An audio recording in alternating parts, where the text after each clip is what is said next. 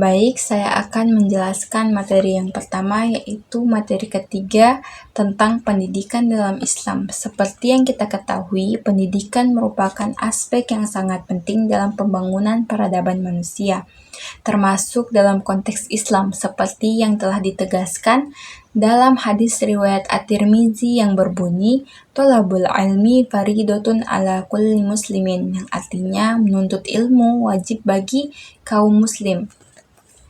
Dalam ajaran Islam, proses pendidikan tidak hanya dimaknai sebagai proses transfer ilmu, tetapi juga sebagai sarana pembentukan akhlak dan karakter yang mulia. Hal inilah yang membedakan pendidikan Islam dengan pendidikan sekuler, yang mana pendidikan Islam menekankan pada pendidikan dunia dan akhirat. Tujuan pendidikan Islam secara teoritis dibagi menjadi 3 jenis. Yang pertama, tujuan normatif, yang merupakan tujuan jangka panjang yang membentuk insan yang sempurna dalam pandangan Islam, yaitu yang beriman, bertakwa, dan berakhlak mulia.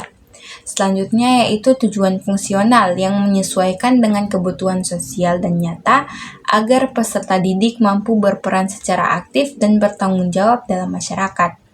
Dan yang terakhir, tujuan operasional yang lebih spesifik dan terukur, seperti penguatan materi ajar dan keterampilan tertentu dalam proses pembelajaran.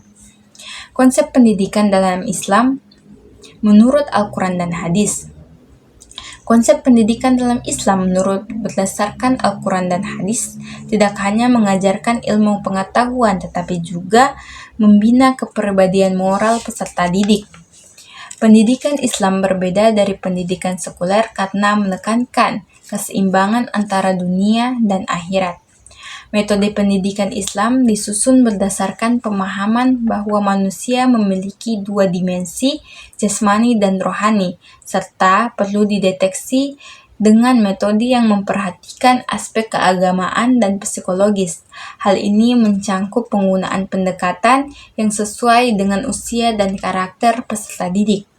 Pendidikan Islam juga memegang peran penting dalam pembentukan karakter individu seperti kejujuran, tanggung jawab, kesabaran, dan kasih sayang yang ditanam sejak dini. Di tengah zaman modern, pendidikan Islam menjadi benteng moral di tengah pengaruh negatif, menciptakan generasi yang bukan hanya cerdas tapi juga seimbang antara intelektual dan spiritual. Baik, selanjutnya saya akan menjelaskan materi keempat, yaitu tentang pemikiran dan filsafat Islam. Pemikiran Islam adalah usaha intelektual umat Islam dalam memahami dan mengkaji Al-Quran dan Hadis untuk menjawab persoalan hidup. Pemikiran ini terbagi menjadi beberapa bidang, yaitu teologi, hukum Islam, filsafat, tasawuf, politik, dan ekonomi. Ciri khususnya adalah komprehensif, praktis, dan luas, serta manusiawi karena menyentuh seluruh aspek kehidupan serta berlaku untuk semua manusia tanpa membedakan ras. Filsafat dalam Islam merupakan bentuk pencarian kebenaran dengan menggabungkan antara akal dan wahyu. Para tokoh seperti Ibnu Sina, Ibnu Khaldun, Al-Khwarizmi, dan Al-Kindi memberikan kontribusi besar dalam bidang ilmu pengetahuan, pendidikan, hingga pemerintahan. Pemikiran mereka menekankan pentingnya akhlak, pemahaman yang mendalam terhadap ilmu, dan pendekatan rasional serta spiritual. Kontribusi Islam terhadap perkembangan ilmu sangat besar, mulai dari mendorong pencarian ilmu, mengintegrasikan wahyu dan akal, serta menginspirasi kemajuan ilmu pengetahuan di Barat. Kesimpulannya, pemikiran dan filsafat Islam bukan hanya sebagai warisan sejarah, tetapi juga sebagai pondasi penting untuk membangun peradaban Islam yang maju dan berkelanjutan. Baik, materi terakhir yang akan saya jelaskan yaitu materi kelima tentang Islam, tantangan, dan kontemporer Islam.